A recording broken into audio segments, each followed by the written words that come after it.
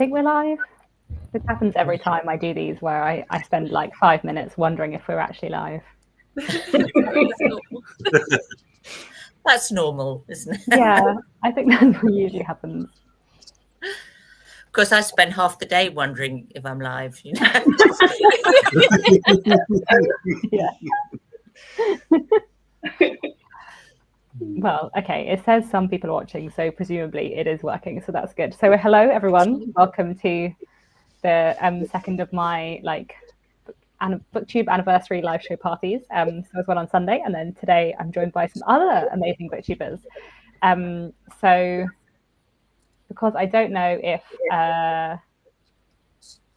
everyone watching knows everyone, so should we go around and do introductions to make sure people watching know who's who? And I have hopefully linked everyone's channels in the description, so you can go and have a look and find their channels if you don't watch them already. So I'm Katie from Books and Things. Presumably you know me, or I don't know how you've ended up here. And we'll go around the circle. Charlie is next on my screen. I think our screens are probably the same. I'm Charlie from Charlie Book Reads. I don't know if you want me to say anything else. No, that's fine. Yeah. I host the plot. Well, I was famous for hosting the plot log. So that's what does me. Emily, I think you are next. Okay. Hi, I'm Emily from Novella Novels, and I'm Charlie's crazy sister.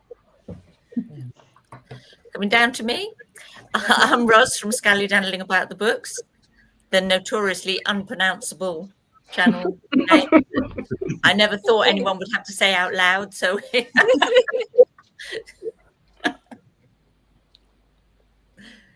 Am I next, or are we going in a spiral? I think Scott should go next. A spiral. Oh, a spiral. All right, yeah, spiral. Scott, you're next. Okay, I'm Scott, and my channel is Gunpowder Fiction and Plot. And if we're spiraling, then it will be me. I'm Jack from Spread Book Joy.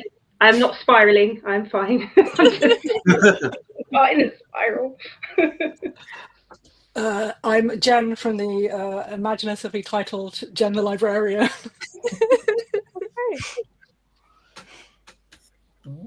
And most of us are in the UK, but Scott has joined us from the very early morning in Australia, so we're all very impressed. That's why he sounds a bit husky. Yeah. Not just early, I'm recovering from a cold.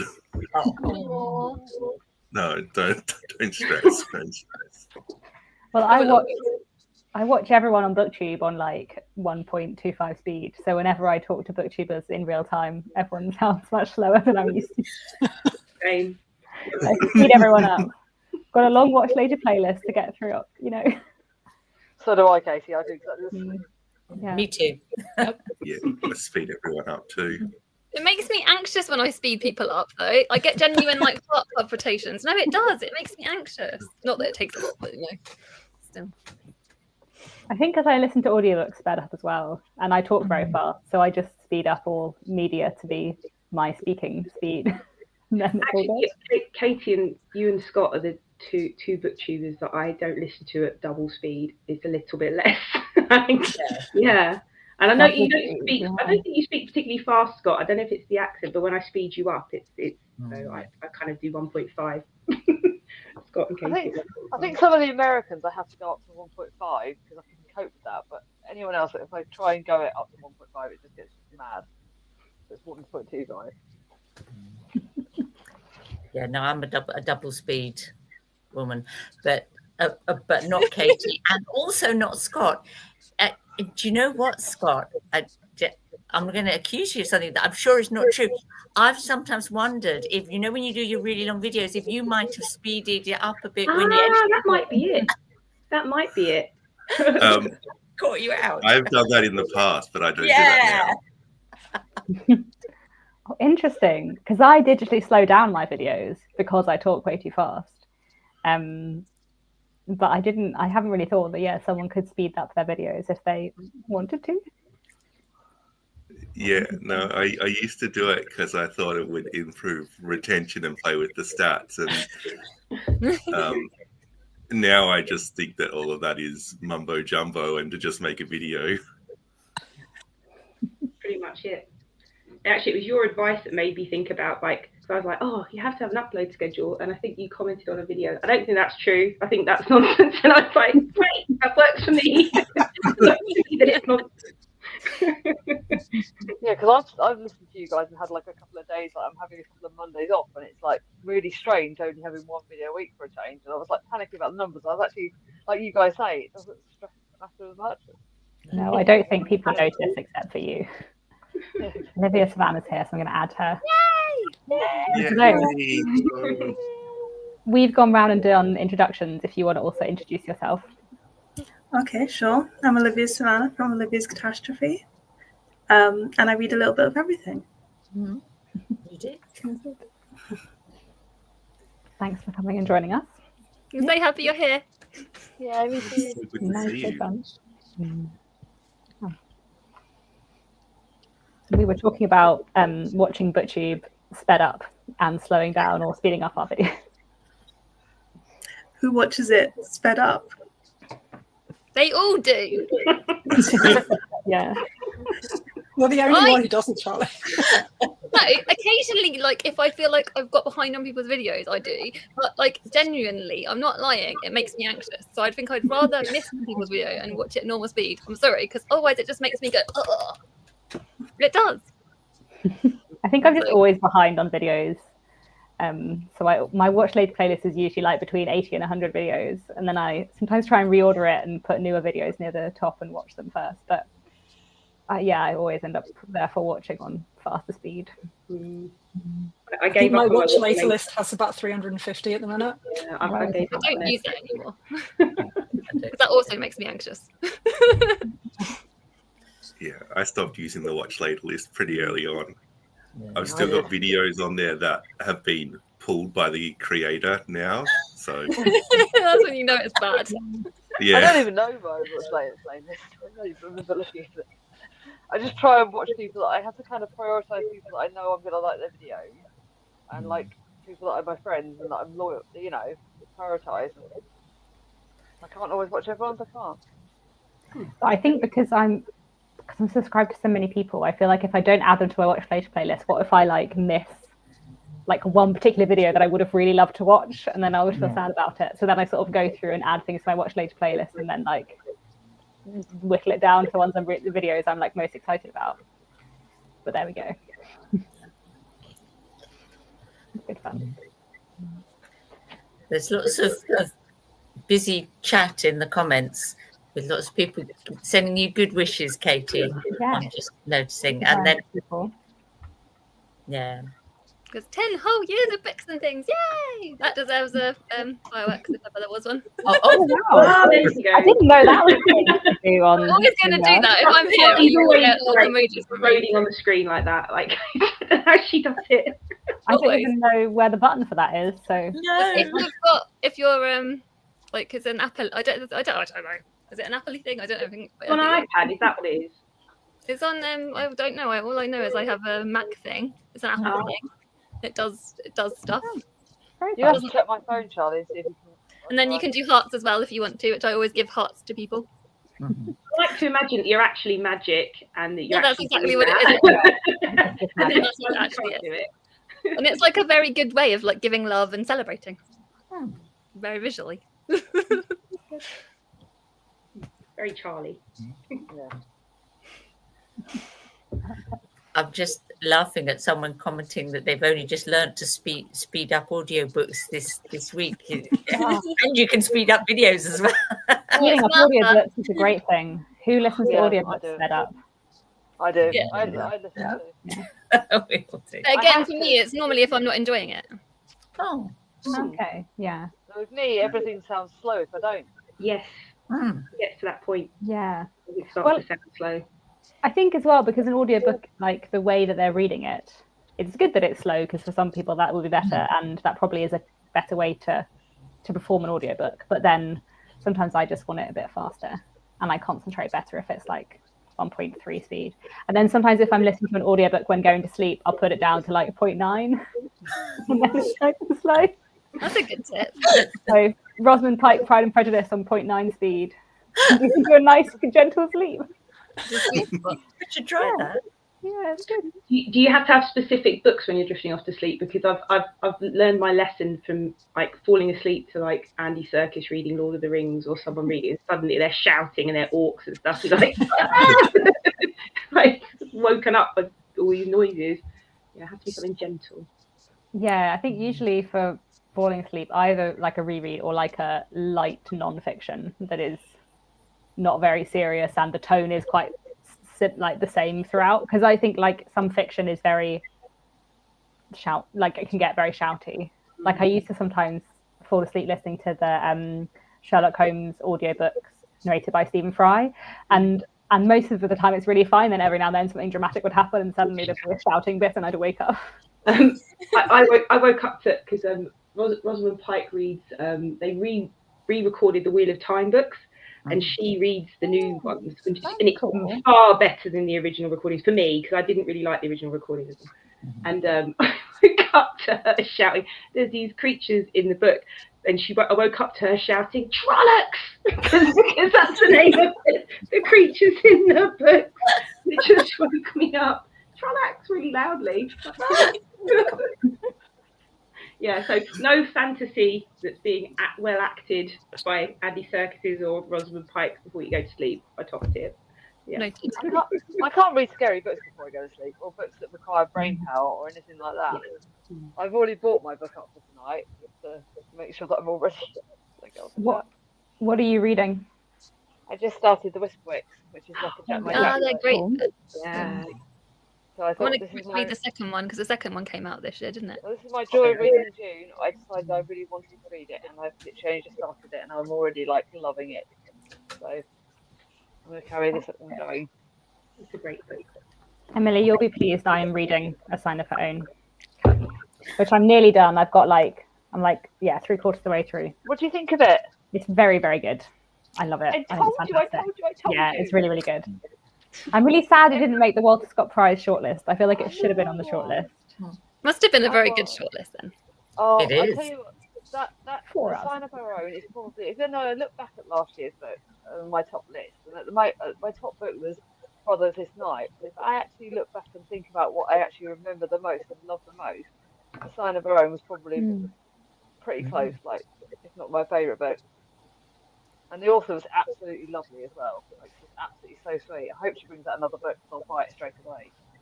Yeah, I hope so. It is a bonus when the author's nice, though, isn't it? Yeah. We know a nice author, don't we? Yeah. I was going to point at Emily then. That would have been I can't get the pointing right. I saw that job. I can't do the direction thing when we're on here. No, it's confusing. Everything's backwards. Yeah, it's not right.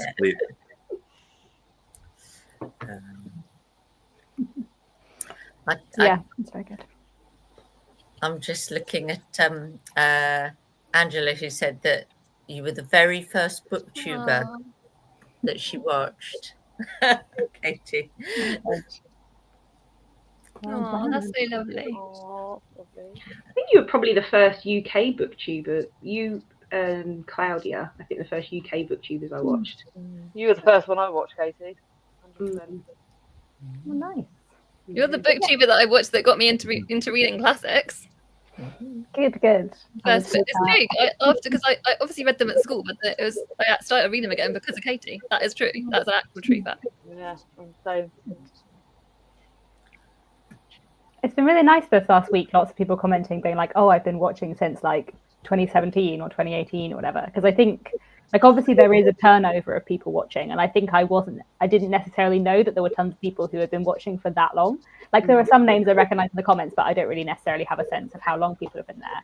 And actually, it was really cool to hear lots of people saying that they had been watching for a really, really long time, which is very nice.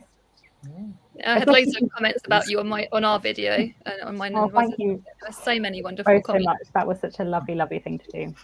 No, they were just it's because everyone's full of love for you. They're just obviously yes, we do. We wanted to tell you, obviously, as everyone on here did. So that was a very sweet thing to Thank do. you. Yeah, it was really, really lovely.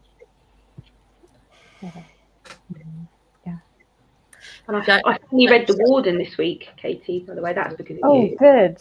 Yeah. What did you think of it as your first Anthony Trollope?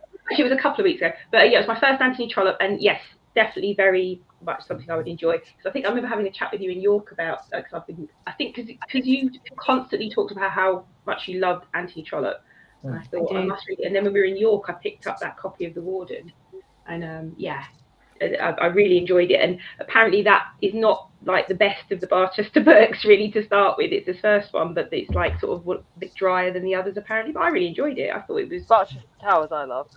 Yeah. Everyone says that was. Did you say that's the 5th in the series? It's the Warden is the first one. Oh no, the one that Emily's saying about. Sorry. That's the second. The second, okay. That's my favourite in the series. My favourite is the 5th in the series, which is a very inconvenient. The Small House at Allington. Yeah. I knew that was. I knew you'd spoken about one in the series. That was in your one of your. Wasn't it? But yeah, excited to read more anyway. Yeah. Well, The Warden is very short, so and because the series is very like probably one of Anthony Trollope's favourite things, I think a lot of people start with The Warden, and then some people don't like it because it's very like Victorian church politics, which is quite a lot of. It's also like a bit niche. Yeah, quite a lot of like it's quite convoluted to start with, because I was like trying to unpick what the story was to start with, but it was fine once I got the gist of that. I liked his style. I liked it. Yeah, he's got a good. I'm going to read one of his standalones in October. I think I've got a standalone. One of his standalones ready. I've already got my TBR sorted out already. I think so. TBR. That is ahead of time. That's Emily.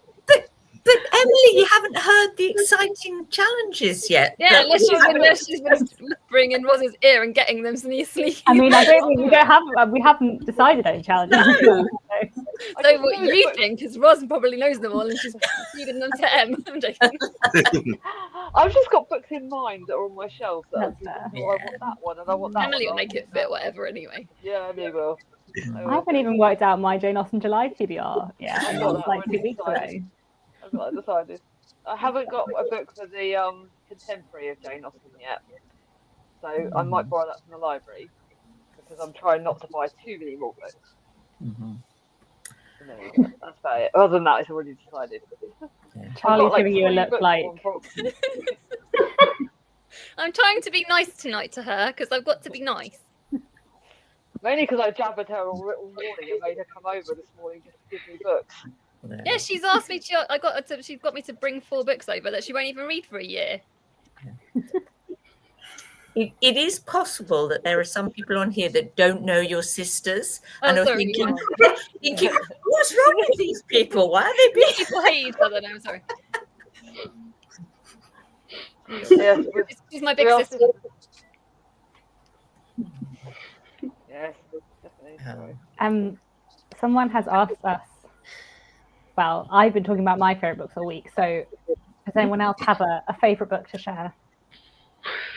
We can go round in a spiral again. Here we go.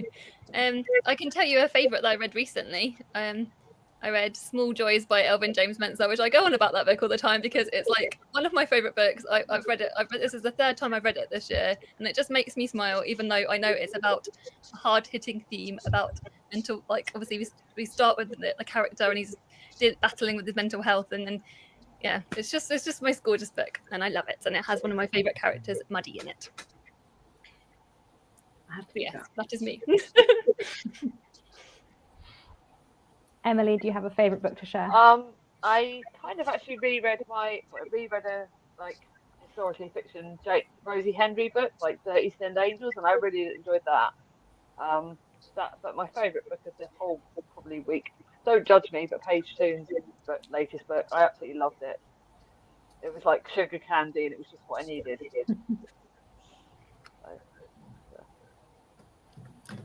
Okay, so the thing that I have to say of my favourite books as my favourite book today is Mrs. Dalloway by Virginia Woolf, because this is Dalloway Day.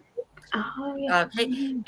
Or in fact, it's tomorrow, I think. So it was the 11th of June was the day that it's set. You know, it's set all in one day, and it's the 11th of June. So so tomorrow is the day we should all be celebrating Mrs. The 11th here.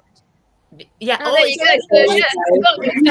Dalloway Day for Scott. Oh, thank you, Scott. Yeah, because I love Virginia Woolf. Yeah, she's my kind of writer. Yeah.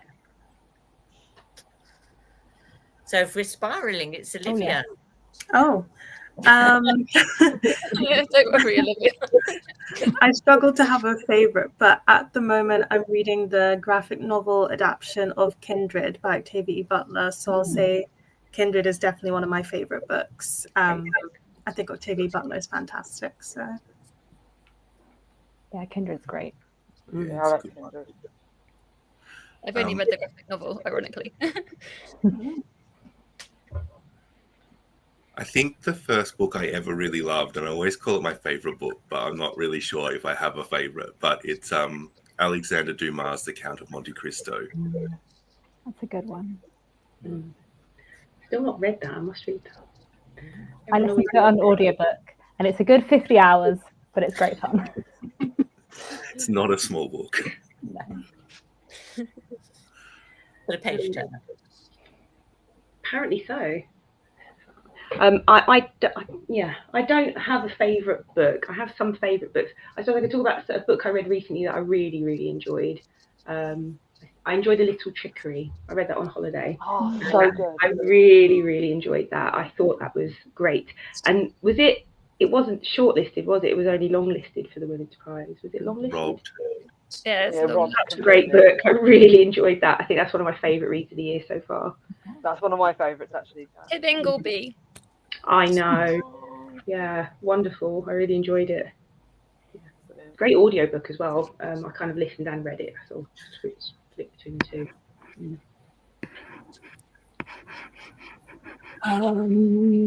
I think I don't really have a favourite book, but probably due to the number of times I've read it, probably The Picture of Dorian Gray. Wild for Wild. So good. I think it was probably not the first novel I read, but the first like proper grown-up novel I read when I was about 13. And I got it from my Catholic school library, and it was like in this like hidden little sixth form section, and the librarian was like, "Would you like to read this?" And I was like, "Yes." And it was amazing. So That's a cool person. That's a cool baby. Yeah, that's really good. Good. Like Oscar Wilde. Yeah. So I think I'm quite unusual in that I have like an actual favourite book that has been my favourite book for a really long time. I feel like maybe that's quite an unusual. No, my favourite book from all time is Wuthering Heights. Yeah, no, you have it all time. Yeah. Yeah, that's my all-time favourite. Yeah. That would be up in one of my favourites. Is yours? So is your short? Is the 13th Tale is one of your favourites, isn't it? Isn't it, Katie? Yeah, but not the all-time Her absolute favourite. She said it recently in her little. Yeah. I mean, to be, they're all very long videos that I very recently. Yeah, I'll meet your friends by Charles Dickens is my favourite ever. I didn't know which Dickens you were going to say actually when you said it. I was like, I don't know, I forget. You said so many times. No, I know you say it, but I was just, I know I should. I don't expect us all to keep a running tally of everyone's favourite book. But that has been my favourite book since I was like 14. So therefore, I think it always will be because it's very just like I've decided now. Yeah, same as me. Mine. Yeah. And you just need one to trip off your tongue because people ask you that question, and it's like if you try and sort through like the mental kind of filing cabinet of things you've read, you can't possibly choose. So you just need one that is it's that one. So I usually say Middlemarch. I thought I'd bring the changes, and also because I don't want to upset Katie. I mean, you are allowed to talk about George Eliot. I don't love Virginia Woolf either. Is that? Well, I did like Mrs. Dalloway, to be fair. I need to pick you off accidentally again. Because I'll get bumped. Someone suggested, asked if you were going to do your top 10 novellas because you're doing top 10s at the moment. Well, I did. I guess at least one book in my. Well, actually, it was an honorable mention, wasn't it? Not in my top 10. But Passing by Nella Larsen is a novella, and that's probably my favourite novella. Like that's fantastic. I really love that book. Yeah, really, really good. And one of those books that is so short, and you're like, oh, how did you manage to do that much in such a short space of time? there's probably a lot of novellas I've really enjoyed. I never know where the like cutoff point is for what is a novel and what is a novella.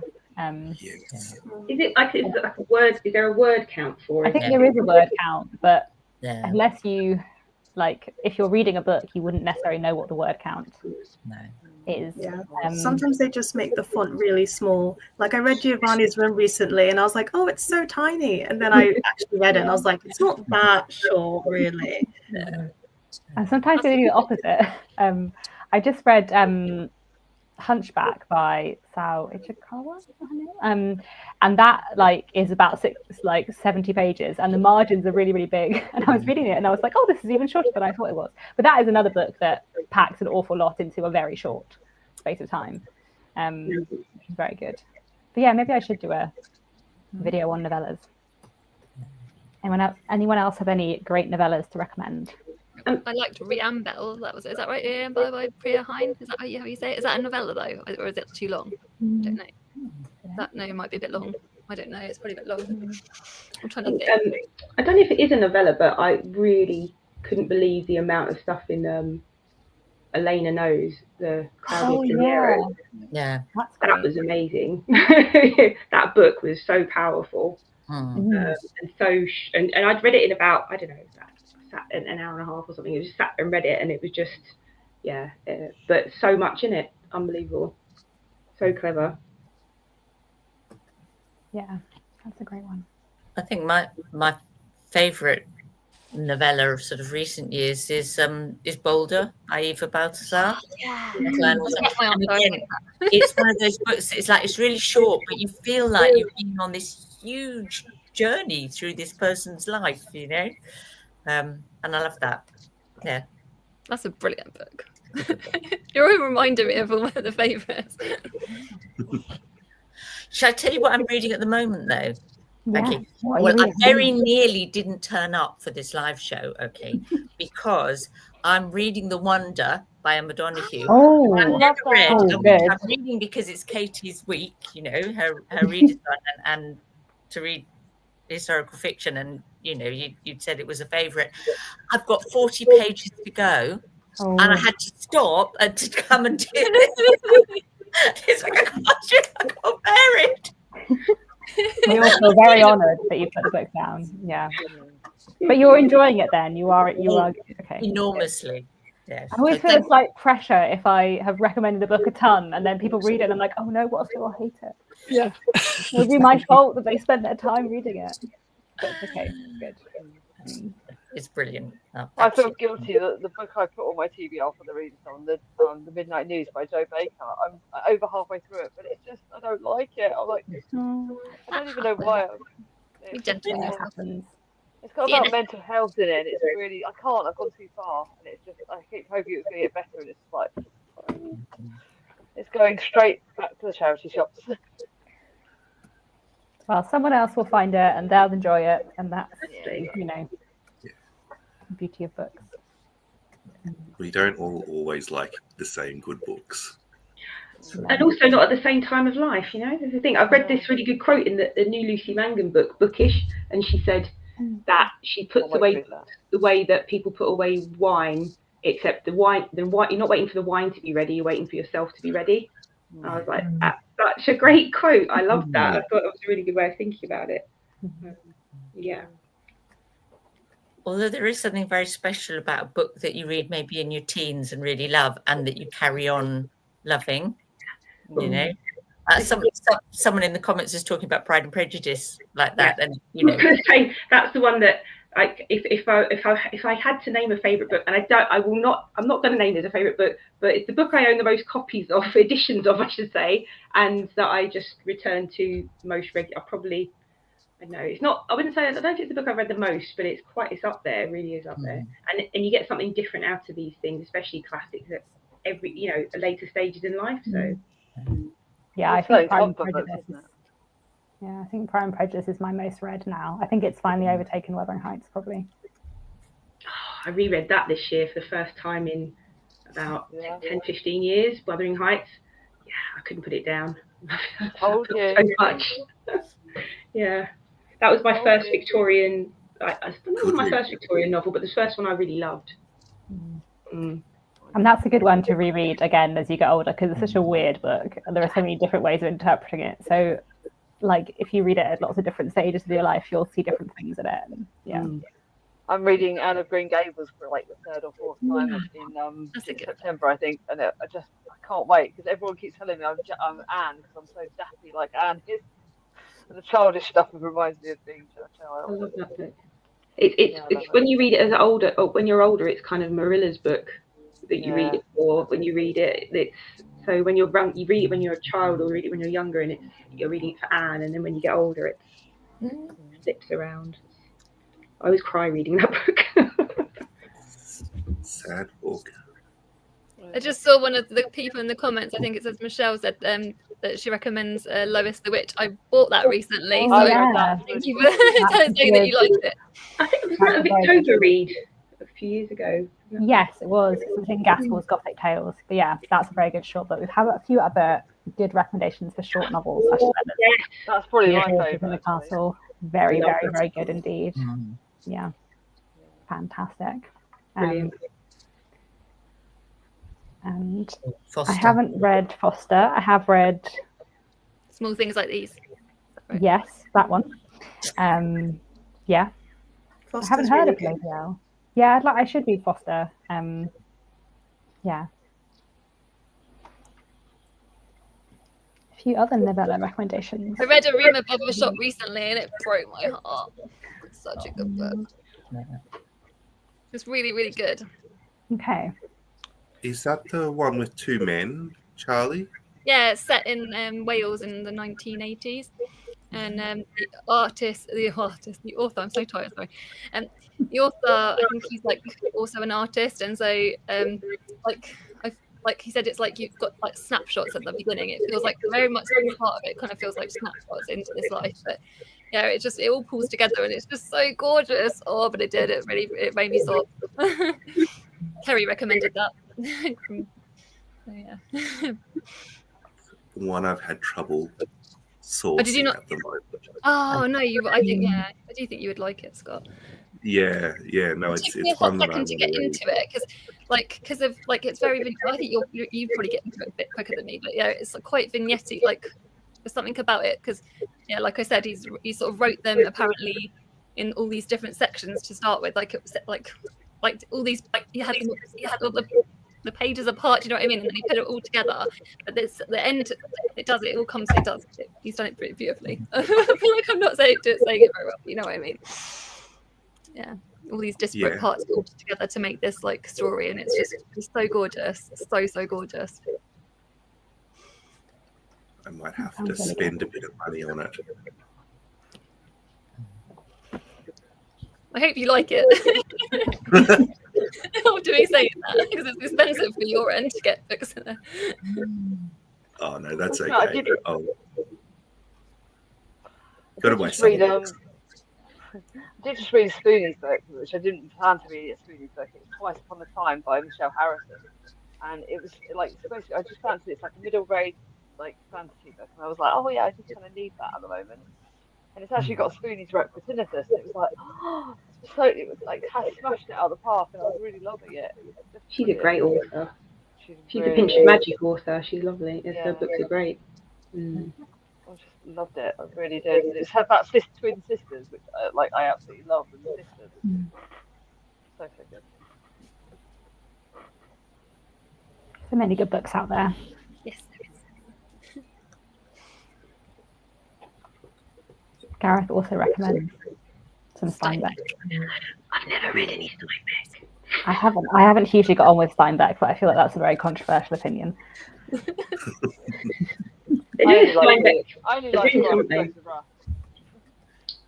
think we're kind of allowed to stay like those people like Steinbeck and Hemingway. You know, they have this godlike status, and now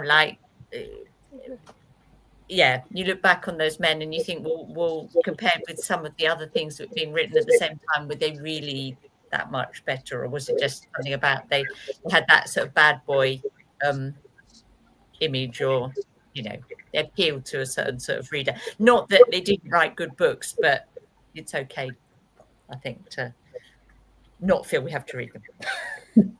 Yeah, I haven't hugely got on with Hemingway either so far, but I've not tried Hemingway yet. Yeah, but they're a bit blokey. Yeah. well, I think so. I read the 2 Hemingway books. I read The Old Man and the Sea, which was a bad choice for me because I have a phobia of fish, and there's just a lot in it about fishing. I don't know why I thought that was a good idea to pick it. That was So never going to end well, I Katie. didn't like it, yeah.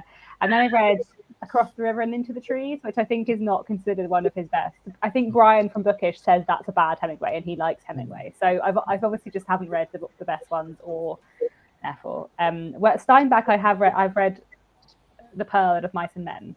Mm-hmm. Those are both Steinbeck, right? I think. Yeah, they are. Neither of which I really like. And I feel like to not like Of Mice and Men is quite unusual, but I just didn't. Shelley didn't like it. Yeah, Shelley hated it. She couldn't stand She really it. She was really vocal about how much she didn't like Of Mice and Men. I've never read any Steinbeck. I've got Of Mice and Men over there on the shelf. I read it back in school, and I remember in school I really liked it, but I have no idea how it holds up. And I just remember it being more emotionally intense than they often give you in school. Like, I actively remember my friend sobbing on my shoulder when we watched the film in class, and me just trying to support her upright. What's such an Olivia thing to say? Yeah. That's so lovely, Olivia. Yeah. You were the chosen shoulder. Yeah, we can imagine that. I can. Yeah. But maybe I need I'm to try some other surprised it's Steinbeck. Yeah. Sorry, Surprised it's okay. not more controversial because it's got that scene in it that with the dog that everybody, it's one of the rules. You're not allowed to do that in a book. And It's not even a dog, it's a puppy. yes, It's a puppy. yeah, it's But just isn't cruel. it Of Mice and Men? Yes. Yeah, actually, Jack, don't read it. No, I won't read it. Read the other stuff that happens to other people, but puppies, no, you don't. Just don't touch puppies. Yeah. I think I read something because I know this is the same for lots of the authors, but I read that because when my daughter was doing homework, actually, ironically, about how he wasn't a nice person and how he treated his wife and stuff, and I think that has put me off reading him more of his work since, actually, even though I have liked his books in the past, being honest. Hannah has recommended us Grapes of Wrath instead, so maybe I did like Grapes of Wrath. Yeah. I didn't like Of Mice and Men, but I did like Grapes of Wrath. It has the biggest baddie going, like the worst baddie ever. Okay. Yeah, sometimes I think I'm quite bad for being like, oh, I want to try this author, I'll just read something really short by them, and then actually the short thing I've chosen to read is not the best thing by them, or not the best place to start. Yeah. Where do you think, like, when you read a new author, when someone recommends an author to you, do you tend to would you go for the good advice I've always been told is to get up what is their best book and start with that, or do you go chronological? What do you do? I think I go, what is their shortest book? Does the library? What is their shortest? And I'll try that. It's really bad because I love a lot of really long books, but when I'm trying an author, I do often go for the shorter one. You don't want to commit to a long book. Especially because I don't DNF that much, so I feel like maybe if it's a short book, I'll give it a chance. Whereas if it's a long book, then I'll have to read all of it, which I know I don't have to. But yeah. I'm the same. I can't go DNF. I'm leaning towards going with the popular favorite now. Before I would go with whatever I could get my hands on for the cheapest as a test. But now I feel like sometimes I'm not giving them the fairest shot by doing that. So I'm trying my best to stick to what people tend to love the most, but it doesn't always happen. And then if you're Jen, you decide that you have to read all of them in publication. Yeah, but you start with the best one first. You start with the one that everybody loves. Yeah. And then if you like it, then you go way back to the beginning. Because normally first novels, obviously with the exception of Katie, first novels are not always great. But sometimes they are great and then it goes downhill. I mean, anyway. Start with the one that everybody loves and then go right back to the beginning and read everything in publication order. Just ride through the wave of the bad ones. Yeah. I think a lot of contemporary authors, you have to, a lot of them, right, certainly my favourite contemporary authors, you have to read from start to finish. because otherwise, like, there's characters that tend to interlink, and I've certainly learned that by reading start to finish, it's been better, and I've had better experiences with it. So, yeah, I agree. I like doing it. I find a good author, and then I want to go. I feel like now, though, publishing is a lot tougher on authors. Like, you have to have an amazing first novel, an amazing second novel, and like everything has to be amazing. Whereas I feel like in the past it was a little bit more forgiving. It's the same as I think in music. Like, you could have a really awkward third album that nobody bought, and you'd still have a record contract to keep making another 10. And I feel like it's not the same. Well, probably in any art now, like everything has to be like really great and sell really well. So. You're right. Yeah, TV shows get cancelled quite quickly, don't they? They don't get given much of an opportunity to grow anymore. So same thing. A bit like football managers. Football managers as well, Ross. Yeah.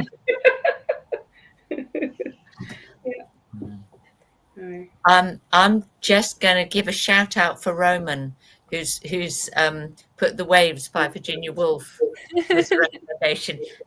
Yes. Maybe I need to read The Waves then, because I haven't read that one. But it's not the one to read as the first one by Virginia. What would you suggest is the first one to read by Virginia Woolf? Because I've never read any Virginia Orlando. Woolf. Okay. I haven't read Orlando. 100% Orlando. Oh, yeah. Orlando. No.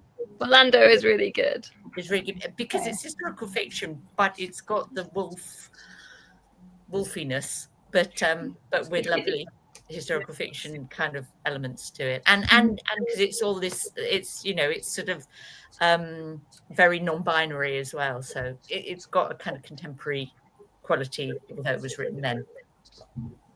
There you go. Good. Tim, That was a nice decisive answer as well, so that sounds like a good one to go with. And 3 cheers for Clear, yeah. Yeah, just also agreed. Clear is fantastic. Such a good book, and very, very short again. The audiobook is like 3 hours, and just very, very good. Vicky wants to read all of Thomas Hardy in publication order. I will send you over to Jen the Librarian's channel if you haven't found it already. Jen is doing a wonderful Thomas Hardy publication order. That works. Jen, what's your favourite Thomas Hardy then? Last time I did a read along, I always thought that Jude the Obscure was my favourite, but I actually think it's the Woodlanders. I might change my mind this time. Now we're reading them again, but I still think it's the Woodlanders. It's great. So, I think my top 3 are Far From the Madding Crowd, Jude the Obscure, and the Woodlanders. But like, which is my favourite moves around of it? My favourites. I've got it. I'm depressing. I love Tess. Yeah. Far From the Madding Crowd and Tess and Jude. I like the 3. Jude was my favourite first time. Tess was my favourite second time through. Yeah, Samir's got the same call. I've only read Far From the Madding Crowd, but I love it. You have so many more to discover. Yeah.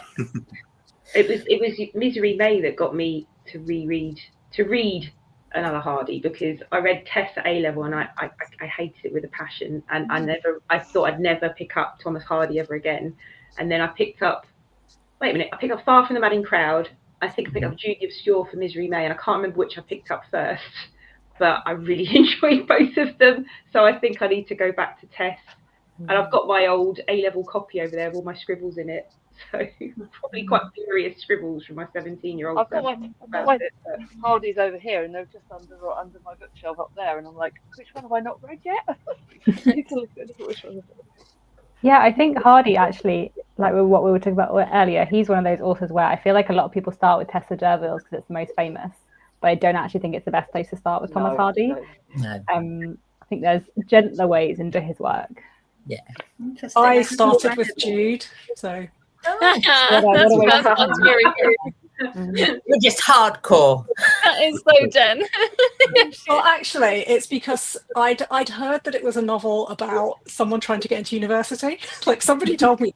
I was about 18. Yeah, I mean, there's a lot more to it. But I was trying to get into university, so I was like, I'm going to read this. Inspiration. You're like, oh no, this wasn't the hope I was after. See, I started with Far from Snow. Is it Under the Greenwood Tree for one of my first Booktober, and I didn't like it, and I was like put off, and I was really scared to try it again. And then I think my mum told me to try Tess, and that was it. I was gone then. The party.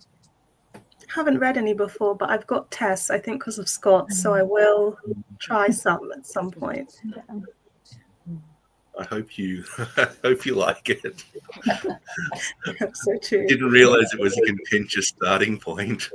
Otherwise, we're off of Booktube, Olivia. They'll kick us off Booktube.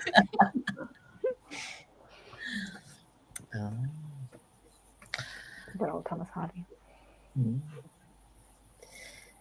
Keir started Woolf by reading to the lighthouse, and didn't. Again, that's starting high, you know. So that's where I started with Virginia Woolf, and I didn't understand what was going on. And then I read Mrs. Dalloway like probably a good 7 years later, and understood it a lot more and liked it a lot more. So I should try some more. Some more Virginia Woolf. Yeah. And Nancy said Flush. But I don't think I've even heard of that one. Okay, Isn't it about her dog? No, it's about Elizabeth. It's about Elizabeth Barrett Browning's dog. So it's like a dog. It's like a little sort of. It's like a biography of, fictionalized biography of Elizabeth Barrett Browning through the eyes of her dog Flush. So actually, that would be a good one for you, Katie. Yeah, I like Elizabeth Barrett Browning. Okay. Yeah. So Wasn't it republished by Persephone, I think? Yeah, so smart thinking, Nancy. Yeah. Hey, that sounds good. And it's short. Yeah, I'm literally making a note. Only Virginia Woolf I've read is still A Room of One's Own. So I do need to try some fiction. I've got Orlando, so I will start with that. It's not for me. I've tried the author. It's not my kind of style of writing. I'm sorry. Sorry, Ross. I think I get put off because the two phrases that put me off a book, and one is stream of consciousness, and that's why I don't think I've gone near Virginia Woolf. And the other one that puts me off is magical realism. I'm not a fan of that either. Yes. So there's phrases that I cannot. I'm out. But maybe I'm denying myself a lot of amazing books by that. But yeah. I think the sort of like early 20th century stream of consciousness is quite different from modern stream of consciousness, which I sometimes find even harder to follow, like contemporary stuff. Whereas I feel like some of the early 20th century stream of consciousness stuff is easy to follow. Not all of it. But Virginia Woolf, yeah. Joyce for that, because I read a portrait of the artist as a young man, and yeah, I feel like James Joyce is not easy to follow. I'm not trying. I mean, I've only read Dubliners, which is by all accounts his most easy thing to follow, and I did follow it, but I didn't get anything out of it. Yeah. So I feel like I probably won't try. And also, I did your trick. I picked a portrait because it was short. I mean, it took me ages because I was just like, and I did finish it, but that's my adventures with Joyce. Yeah. Streams of It consciousness. is infinitely more readable than Ulysses, though. Apparently Which so. is infinitely more readable than Finnegan's Wake. So Yeah. Yes. Currently reading bits of Finnegan's Wake, and you know, read anything, I'm struggling. So really, I'm not touching them. Then I'm not touching them. so don't go anywhere near Finnegan's Wake. Is my advice now. I got put off of Ulysses after hearing Gemma and Gemma and Alistair. Yeah, I got put off reading after that. I was like, no, I'm never touching that ever again. I did find their updates very amusing on it, though. Wasn't there like a whole section on poo? Yeah. Yeah. There was Gem's review of Ulysses. Did you watch the video? that was a good video. That was funny. That was hilarious. I never laughed so much ever. Yeah. Yeah, I never read that. Cams is also reading Mrs. Dalloway soon, which has had much praise so far. Yeah, and also at the Audrey app doing if you're getting into well, actually loads of classics, but the Audrey app breaks down and analyzes it. So if you can get with the Audrey app, So sorry. That's always a good way into any of the classics. Okay, I gave up on Portrait of a Narcissist Young Man. I think you didn't miss out. I think you did the right thing by giving up. Should have done.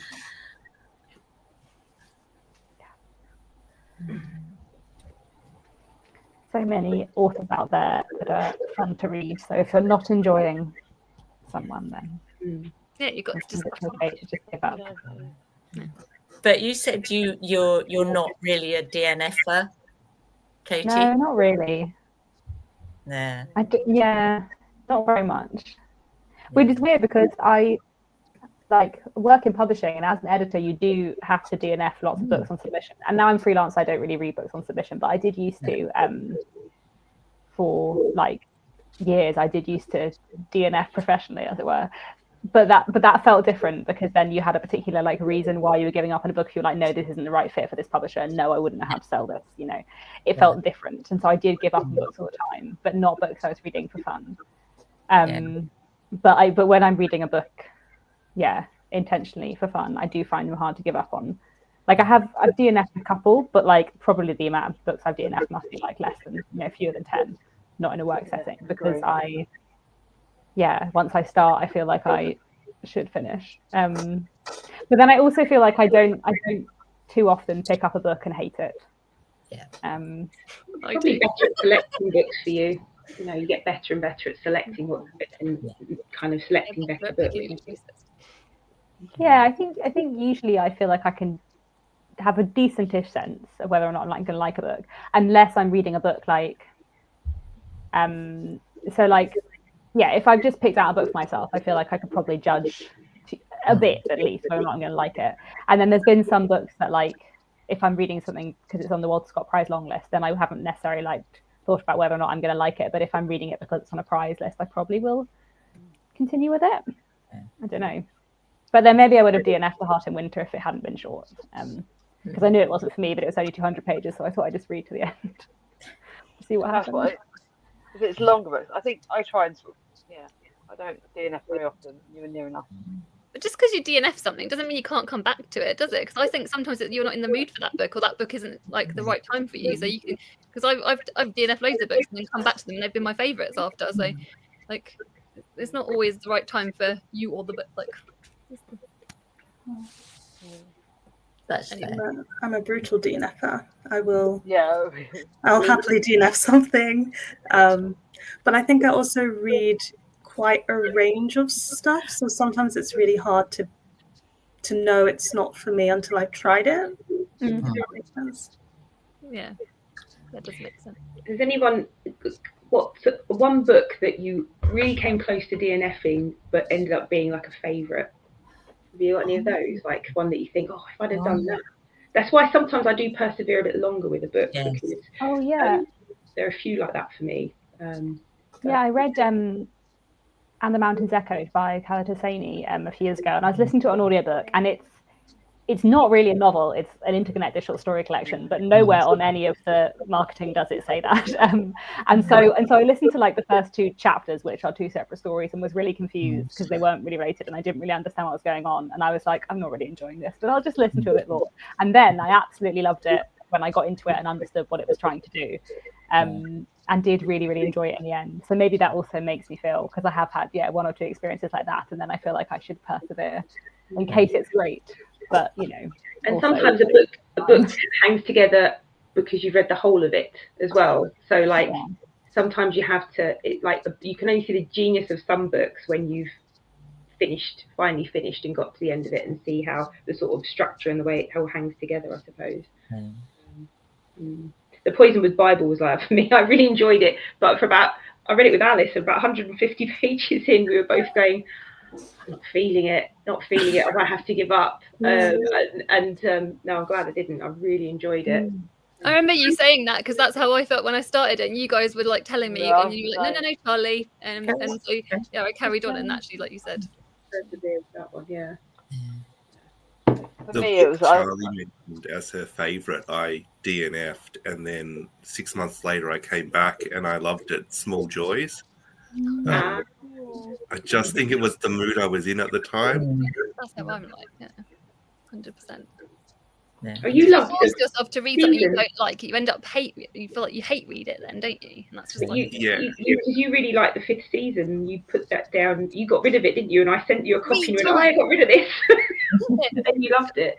No, I DNF'd it before that 3 times, and then I read it this time, and then I just loved it. It's like a 5-star read. So, you know. I'm so glad you loved it still. Like, oh, I love that book so much. Great book. I know. So I said to her, Charlie, it's one of the best books. You got to read it. You got to give it a go. But you were like, you said to me it's because you're different as a reader now because I've read more fantasy since. Yeah, because actually you probably hadn't read, and you've been doing quite a lot of fantasy reading the last couple of years, haven't you? So you sort of came to it with a bit more knowledge of the narrative, that sort of genre, really.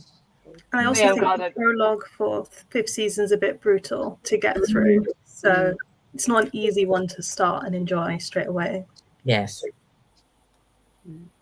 I read The Seven Moons of Vali Almeida. I started reading it at a difficult time last year, and I had to DNF it because obviously it was totally wrong for me at that point last year.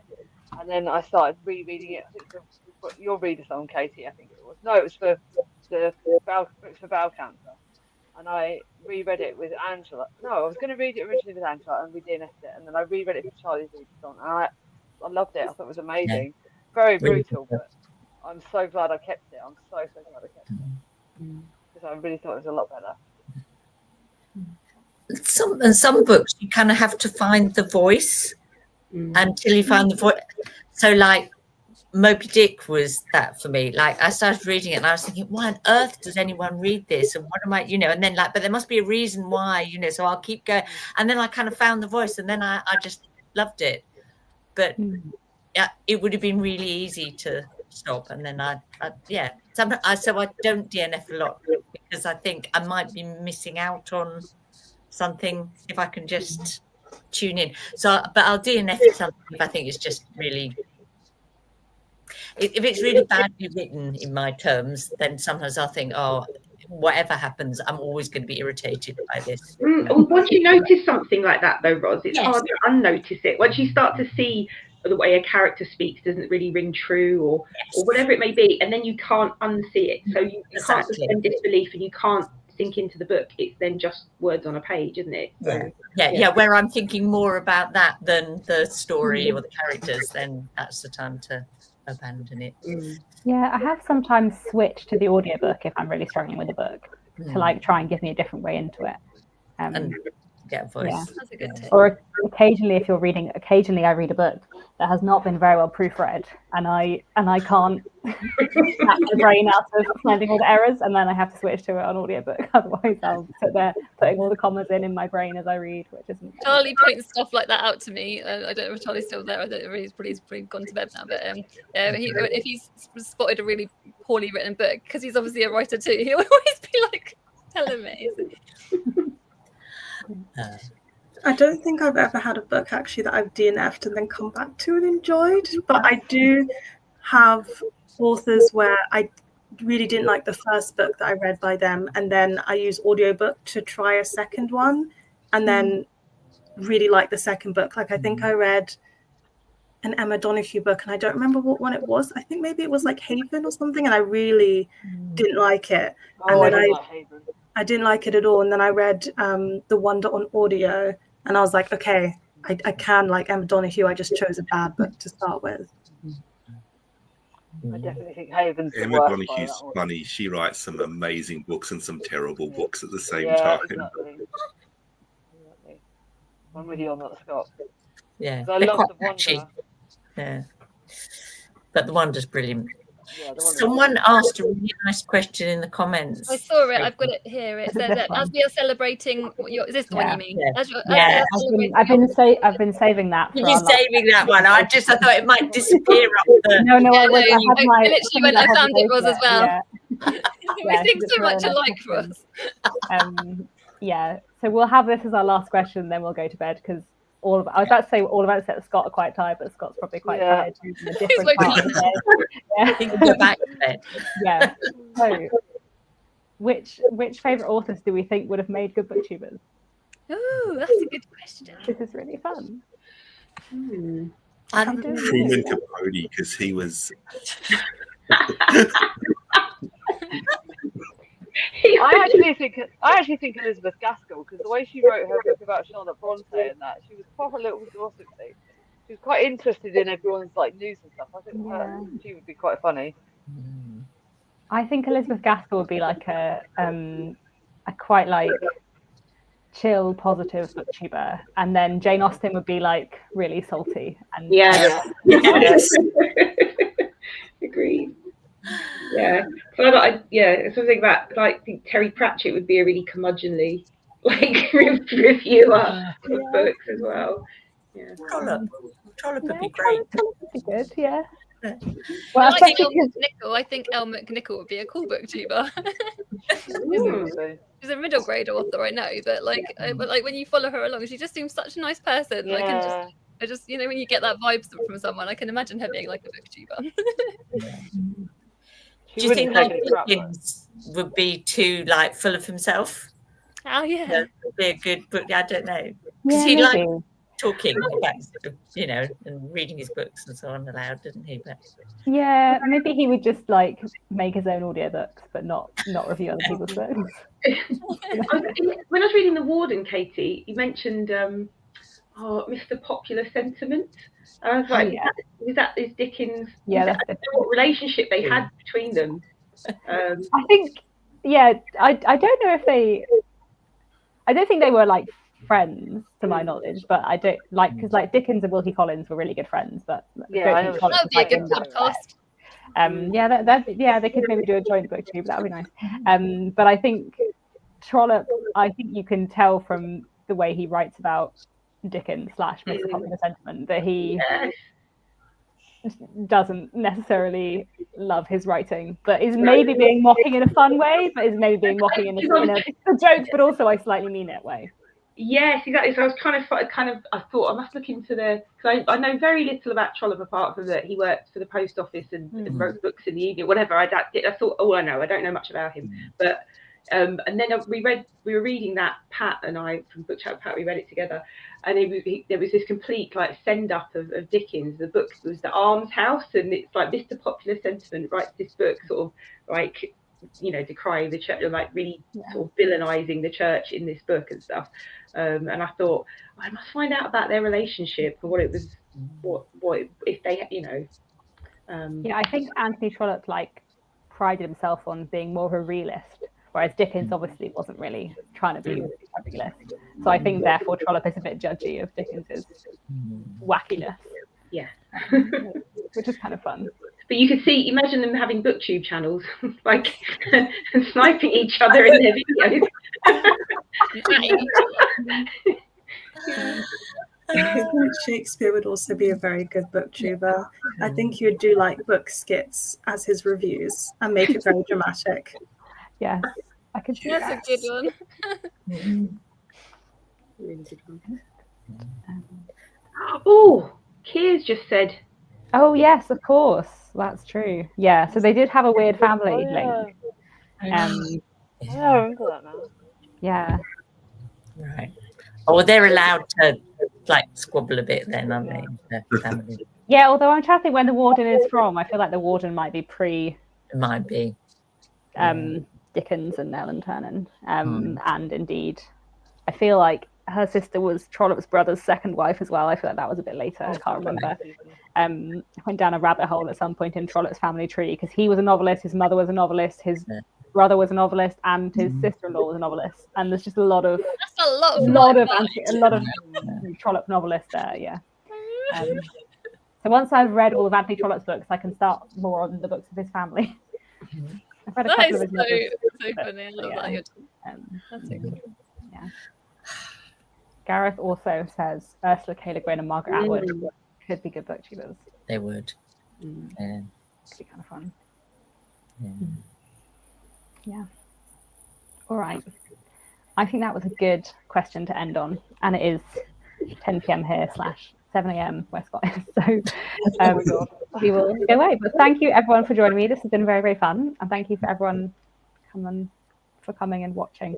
This is why I edit my videos and don't do live shows often, because I can't get to the end of my sentences. But I have Huh? Thank you for having us. Yeah, Thank you. Thank you. And your Very party. nice to have Happy you 10 here. years. Thank you very much. Yeah. Bye, everyone. Bye. Bye. Bye.